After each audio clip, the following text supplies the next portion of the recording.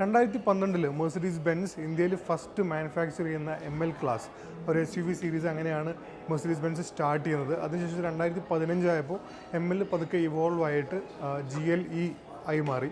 അതിനുശേഷം ഇപ്പോൾ 2023 ആയപ്പോൾ ആ ഒരു ഗ്യാപ്പിൽ GLE ഓൾമോസ്റ്റ് 20,000 യൂണിറ്റ്സ് ആണ് ഇന്ത്യയിൽ സോൾഡ് ചെയ്തിട്ടുള്ളത്. അതിനർത്ഥം Mercedes-Benzൻ്റെ ഏറ്റവും അധികം ഹയസ്റ്റ് സെല്ലിംഗ് SUV GLE ആണെന്നാണ്. അപ്പോൾ ഫൈനലി ഇന്നിപ്പോൾ 2024 ആവാറായപ്പോൾ നമുക്ക് ലേറ്റസ്റ്റ് എഡിഷൻ GLEൻ്റെ ഒരു ഫേസ് ലിഫ്റ്റ് വന്നിട്ടുണ്ട്. 2024 GLE എന്നാണ് വിളിക്കുന്നത്. ഇന്നത്തെ വീഡിയോയിൽ let's check out the latest GLE. ഇന്ത്യയിൽ GLE ലോങ് വീൽ ബേസ് ഗൈസിലാണ് നമുക്ക് കിട്ടുന്നത്. അത് 3 വേരിയൻറ്റ്സ് ഉണ്ട്, 300D, 450D ആൻഡ് 450 ഫോമാറ്റിക്. ഇതെല്ലാം ഫോമാറ്റിക് തന്നെയാണ്. അതിൽ 300D ഒരു നോർമൽ സെറ്റപ്പിലും ബാക്കിയുള്ള 2 മോഡൽസും AMG ലൈനിലാണ് നമുക്ക് കാണാൻ സാധിക്കുന്നത്. ഇപ്പോൾ നമ്മുടെ ഇപ്പോൾ ഉള്ളത് AMG ലൈൻ ആയിട്ടുള്ള വേരിയൻ്റ് ആണ്. അതുകൊണ്ടാണ് നമുക്കിവിടെ ഒരു സിംഗിൾ സ്ലാറ്റ് ആയിട്ടുള്ള ഗ്രില്ല് നമുക്ക് കാണാൻ പറ്റുന്നത്. 300Dയിലാണെങ്കിൽ നമുക്കൊരു ഡബിൾ സ്ലാറ്റ് ആയിട്ടുള്ള ഗ്രില്ലാണ് നമുക്ക് കാണാൻ പറ്റുക. ഇനി ഫേസ് ലിഫ്റ്റിൽ വന്നപ്പോൾ എന്തൊക്കെ ചേഞ്ചസ് വന്നു നോക്കിയാൽ ഫസ്റ്റ് നമുക്ക് ഗ്രില്ലിലാണ് ഒരു മാറ്റം കാണാൻ പറ്റുന്നത്. നമ്മുടെ പഴയതൊരു ഡയമണ്ട് സ്റ്റഡഡ് ആയിരുന്നുണ്ടെങ്കിൽ ഇവിടെ ഒരു സ്റ്റാർ സ്റ്റഡഡ് ആയിട്ടുള്ള ഗ്രില്ലാണ് നമുക്ക് കാണാൻ പറ്റുന്നത്. മെർസിഡീസിൻ്റെ ആ ഒരു സ്റ്റാർ തന്നെയാണ് കംപ്ലീറ്റ്ലി നമുക്ക് ഇവിടെ മെർസിഡീസ് കൊടുത്തിട്ടുള്ളത്.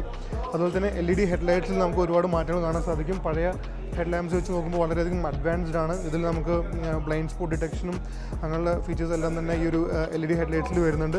ഇനി ബമ്പറിൻ്റെ ഒരു ഓവറോൾ ഡിസൈൻ നോക്കിയാലും മാറ്റമുണ്ട്. ഇത് AMG ലൈനായതുകൊണ്ട് തന്നെ കുറച്ചും കൂടി അഗ്രസീവ് ആയിട്ടുള്ള ബമ്പേഴ്സാണ്. ഏറ്റവും വലിയ ഡിഫറൻസ് ഇവിടെ ഈ ഒരു എയർഡാമിൻ്റെ ആ ഒരു ഭാഗത്താണ് വന്നിട്ടുള്ളത്.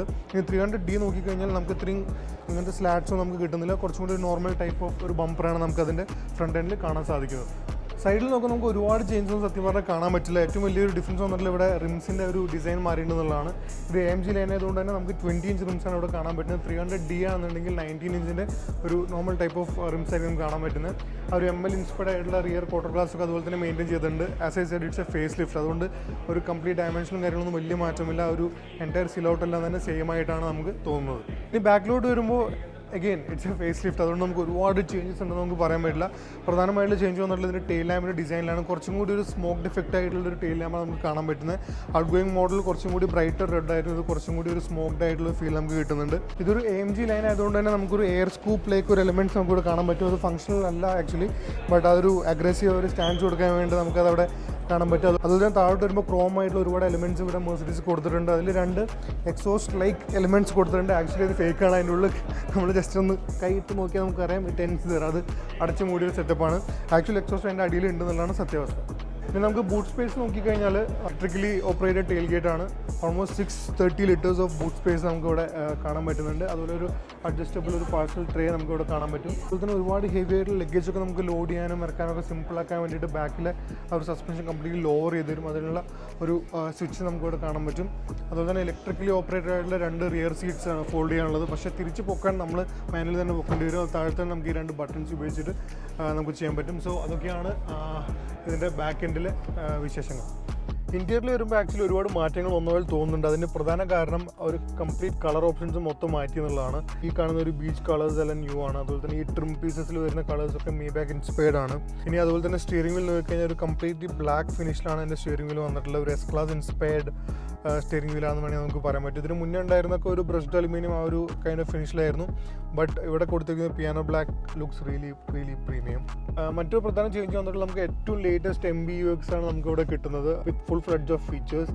ഇപ്പോൾ wireless Android Auto, Apple CarPlay അങ്ങനത്തെ കാര്യങ്ങളൊക്കെ ആഡ് ആയിട്ടുണ്ട്. ഇനി അത് പോരാന്നുണ്ടെങ്കിൽ 13 സ്പീക്കറിൻ്റെ ബോമിസ്റ്റർ സൗണ്ട് സിസ്റ്റം നമുക്ക് ഇതിൻ്റെ ഉള്ളിൽ മെർസിഡീസ് പ്രൊവൈഡ് ചെയ്യുന്നുണ്ട്.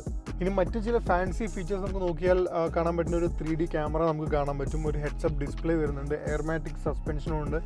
പിന്നെ അതുപോലെ 9 എയർ ബാഗ്സും ഇപ്പോൾ മെർസിഡീസ് GLEൻ്റെ ഒപ്പം തരുന്നുണ്ട്.